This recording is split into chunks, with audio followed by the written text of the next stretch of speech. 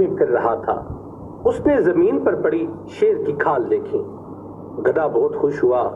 اس نے سوچا، واہ کیا چیز ملی ہے، اس کو پہن لینا چاہیے، سب مجھ سے ڈریں گے اور میں جہاں چاہوں گا گھومتا پھروں گا۔ یہ سوچ کر گدھے نے کھال پہن لی اور جنگل میں ادھر ادھر دوڑنے لگا۔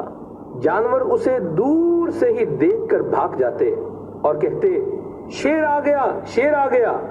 لومڑی ہوتی تو بہت ہوشیار ہے، مگر وہ بھی دھوکے میں آ گئی اور بھاگ نکلی۔ یہ دیکھ کر گدھا بہت خوش ہوا اور دل میں کہنے لگا، سب کو خوب الو بنایا، یہ تو مجھ کو یوں ہی بیوقوف سمجھتے ہیں۔ گدھا بہت خوش تھا اور وہ چپ نہ رہ سکا، زور زور سے اپنی آواز نکالنے لگا۔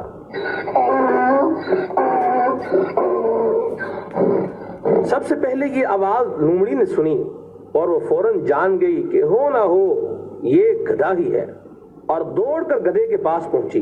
گدھے کو کیا خبر کہ راز کھل گیا ہے، فوراً تیز ہو کر بولا، او لومڑی ڈرتی نہیں، آگے بڑی چلی آ رہی ہے، میں شیر ہوں شیر۔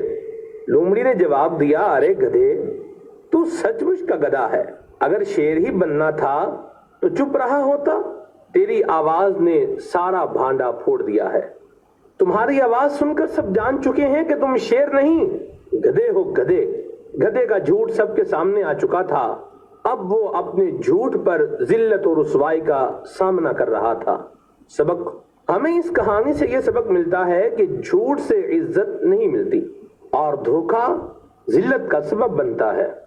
فرمان مصطفیٰ صلی اللہ تعالی علیہ وآلہ وسلم کا مضمون ہے، مسلمان جھوٹ بولنے والا نہیں ہو سکتا۔